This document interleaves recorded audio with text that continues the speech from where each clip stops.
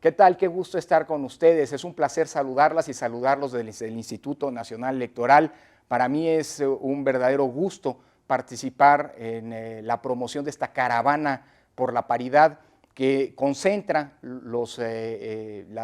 espíritu más puro de la democracia, que es la lucha por uno de los dos pilares fundamentales de la misma. La democracia se centra, se nutre de la libertad y se funda en la igualdad. La caravana por la paridad es justamente un compromiso por la igualdad y consecuentemente por lograr una democracia mucho más sólida y consolidada, una democracia en donde la igualdad de género constituya uno de los pilares fundamentales de su desarrollo. El tema de la paridad es un tema de una enorme relevancia porque concentra el punto de llegada de una larga lucha que tiene décadas y que sobre todo en los últimos años se ha venido acentuando de una manera muy importante. Los logros que en los últimos 15 años se han logrado en materia de equidad, en materia de participación política de las mujeres, en materia de acceso y presencia en los espacios de representación política, son fundamentales. La paridad en este sentido es la última estación que se ha logrado con la última reforma constitucional, la de 2014, que se ha puesto en práctica por primera vez en las elecciones que se llevaron a cabo este año y que ha traído cambios sustanciales en la representación política. El más relevante probablemente es el hecho de que en la nueva Cámara de Diputados habrá un 6% más de mujeres que hace 3 años, alcanzando un 44% que nos coloca en estándares de primerísimo nivel, en el plano mundial. Aunque las fronteras de la paridad siguen replanteándose, la paridad es la última estación, pero hay mucho tramo todavía por recorrer. Tal es el caso de la discusión que se ha venido abriendo en el plano jurisdiccional de la paridad, no solo horizontal en el ámbito de los municipios, sino también en el ámbito vertical, es decir, la definición que no está clara en todas las legislaciones, pero que se desprende del espíritu que está implícito en la reforma constitucional, ha sido traducido por el Tribunal Electoral en esta idea de que la paridad se concrete en el plano municipal, no solamente en el ámbito horizontal, es decir, que el número de candidatos y candidatas sea homogéneo, sea igual,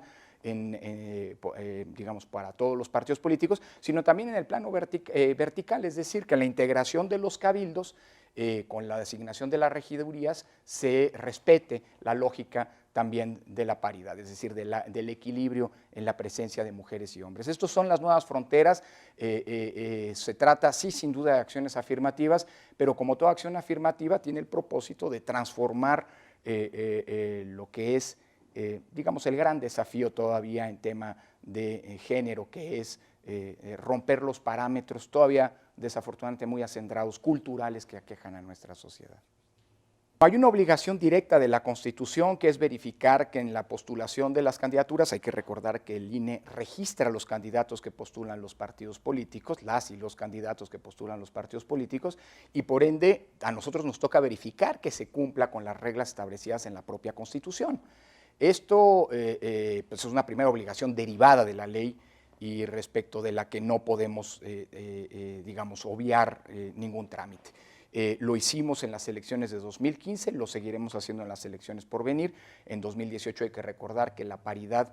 alcanza también a la Cámara de Senadores, así que por primera vez a partir de 2018 tendremos, creo, equilibrios redefinidos para bien en el Congreso de la Unión. Pero además el tema de la paridad es un tema que nos implica y con el que el Instituto, antes Federal Electoral, ahora INE, está comprometido, no necesariamente digamos, derivado de una obligación legal, sino más bien de un compromiso histórico que el Instituto Electoral, insisto, primero IFE, ahora el INE, ha hecho para con la sociedad y para con el principio y el tema de género. Desde hace algunos años nosotros lanzamos una convocatoria. Periódicamente el servicio profesional electoral tiene que renovarse, las plazas que se liberan se tienen que concursar, es un concurso público abierto. Bueno, el último concurso que hicimos decidimos hacerlo solo para mujeres, para tratar de romper los desequilibrios que todavía persisten, pero que antes eran más acentuados en la composición del servicio profesional electoral. Con este concurso logramos pasar de un ominoso 21% a un todavía lamentable, pero mucho menos grave, 27, casi 28% de composición de mujeres en el servicio profesional electoral. Hay mucho por hacer. No estoy cierto que en los futuros concursos podamos volver a hacer concursos solo para mujeres, porque hay que recordar que el concurso del servicio profesional electoral les sirve también a quienes ya están en el servicio para poder escalar en el escalafón, y creo que habrá que pensar en todo caso en mecanismos, en concursos que permitan ir mejorando el equilibrio de género en nuestro servicio profesional, pero también permitir que quienes están, varones que están en el servicio, puedan ascender en la estructura del mismo. Yo creo que en el futuro tendremos que hacer concursos con cuotas, es decir, concursos en donde un número fijo, tasado,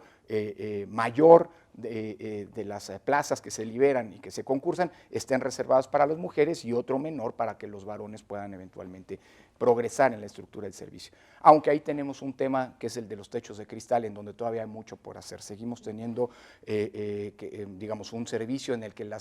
los cargos vértice siguen ocupados predominantemente por varones. Ese es, en todo caso, un compromiso con el que nos hemos desde hace algunos años vinculado, que hemos hecho nuestro y que tendremos que seguir empujando, en el entendido de que, pues, vistas las dimensiones del servicio, tendremos que ir avanzando gradual y paulatinamente. Otro de los temas en los que el Instituto se ha comprometido de manera clara ha sido el tema de, digamos, la agenda de género como una agenda no solo interna, sino como una agenda que tiene que impactar claramente en todas las políticas de educación cívica que le corresponde detonar al propio Instituto Nacional Electoral. En fin, el tema de género es un tema que en el propio instituto hemos hecho propio. Un ejemplo muy claro de esto es que sin tener ninguna obligación legal, en los concursos que hemos venido realizando, en los procesos de selección que nos mandata la Constitución para designar a quienes integran los organismos públicos locales electorales, las autoridades electorales locales, hemos fijado reglas que nos permiten digamos, una integración prácticamente paritaria. Los órganos públicos locales electorales se integran por 7 consejeras y consejeros, uno de ellos es el o la presidenta, y en los ejercicios pasados lo que hemos introducido ha sido una cuota paritaria de aspirantes que van pasando las distintas etapas, y el compromiso que hemos cumplido de procurar que exista en la integración una paridad en la medida de lo posible, o en todo caso una aspiración de paridad, garantizando que al menos 4 de los integrantes de un NOPLE sean de un género y 3 del otro. Cabe decir que en las designaciones que hicimos el año pasado, de los órganos locales que fueron a elecciones en este 2015, hay varios órganos que se integran mayoritariamente por mujeres, con lo cual se traduce también en ese tema, digamos, el compromiso que hemos hecho nuestro en el Instituto Nacional Electoral con el tema de género. La dimensión cultural que tiene el tema de la paridad en una sociedad democrática no es solo un tema de derechos entendidos no como derechos fundamentales, sino de derecho en cuanto tal. No es solamente un tema de normas, quiero decir, es un tema mucho más profundo que tiene que ver con la esencia misma de los derechos fundamentales, el tema de la igualdad en términos de la titularidad, digamos, de todos los derechos. Pero la dimensión cultural, si bien el tema de la lógica del derecho y del derecho y de las reglas jurídicas contribuye, no creo que sea la única vía. Es decir, hay un tema que trasciende el derecho, que trasciende las normas y que tiene que ver con precisamente la construcción de una ciudadanía democrática. Es decir, tiene que ver con el gran tema que tiene unos enormes pendientes, unos boquetes muy grandes, una erosión que nos debe preocupar, que es el tema de construcción de un tejido social basado en los principios democráticos, entre ellos el principio de igualdad.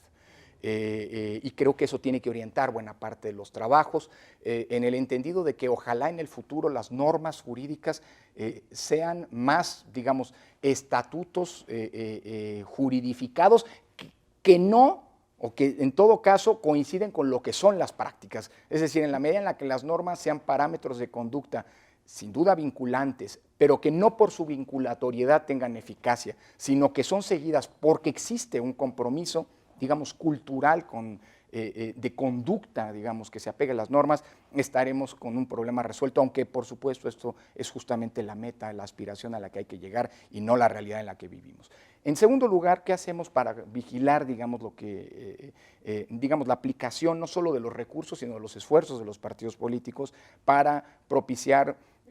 digamos, un empoderamiento, como se suele decir, de las mujeres, o en otras palabras, que existan cauces y que existan verdaderas políticas internas en los partidos políticos para propiciar un mayor crecimiento, digamos, en el desarrollo y en la presencia y en la capacidad de decisión de las mujeres. Nosotros tenemos por mandato de ley, te decía, por un lado, que revisar el tema de las candidaturas, de la paridad en las candidaturas, pero tenemos también otros mandatos legales que tienen que ver, por ejemplo, con cómo se utiliza el presupuesto que por ley tienen que destinar los partidos políticos al desarrollo político de las mujeres. Por ley se establece que un 3% de los montos que los partidos políticos ejercen debe destinarse al desarrollo político de las mujeres. Nosotros, a través de nuestras instancias de fiscalización, verificamos que esto efectivamente ocurra y que ocurra, digámoslo así, de manera real, es decir, no solamente de manera nominal, que los programas, las erogaciones que se realicen efectivamente lleven o se traduzcan digamos, en proyectos, digamos, propuestas que efectivamente se traduzcan en un empoderamiento de las mujeres al interior de los partidos. Es muy complicado hasta dónde llegamos, porque hay una autonomía natural de los propios partidos políticos que constituye una frontera para nosotros. Es decir, creo que es muy complicado, no lo hemos hecho, habrá que discutir públicamente si esto conviene que se haga o no, que entremos a una validación cualitativa y ya no solamente cuantitativa, no solamente de los montos, sino también de la eficacia de los programas, de los proyectos que se empujan dentro de los partidos políticos, es decir, no del cuánto se gasta, sino del cómo se gasta para poder propiciar esto. Me parece que esto tenemos que, digamos, tiene que ser el resultado de un frente de exigencia común. Me parece que sería muy delicado que desde el Instituto Nacional Electoral nos erigiéramos como una autoridad que juzga qué propuestas, qué proyectos, qué inversiones eventualmente, qué programas son adecuados para propiciar el desarrollo, digamos, del político de las mujeres, el empoderamiento de las mujeres al interior de los partidos. Me parece que llegaríamos a niveles de una auditoría que no sé si sea propicia que el Instituto Nacional ejerza. Creo, sin embargo, que todos los ejercicios de gasto, todos los proyectos que se hacen en los partidos se tienen que transparentar. Y el INE los tiene que transparentar para que así exista una especie de contexto de exigencia social respecto de los partidos. Creo que es por ahí por donde hay que caminar, porque al final del día la batalla por las mujeres no es una batalla solo que se ejerza desde las autoridades, no es una batalla que se ejerza solo desde los órganos de control, sino es una batalla de tipo cultural que tiene que librarse en todos los frentes de la misma sociedad. Y creo que los partidos políticos tienen que ser objetos, y eso es algo venturoso para la consolidación democrática del país, de contextos de exigencia desde múltiples planos de la sociedad, no solo desde el punto de vista de las autoridades. Lo que nos toca a nosotros, creo que sí, es visibilizar lo que cada partido está haciendo para que estos contextos de exigencia puedan desarrollarse. Muchas gracias por invitarme, gracias por participar en esta caravana, por permitirnos a nosotros desde el INE ser copartícipes de la misma. Es un gusto y se agradece muchísimo.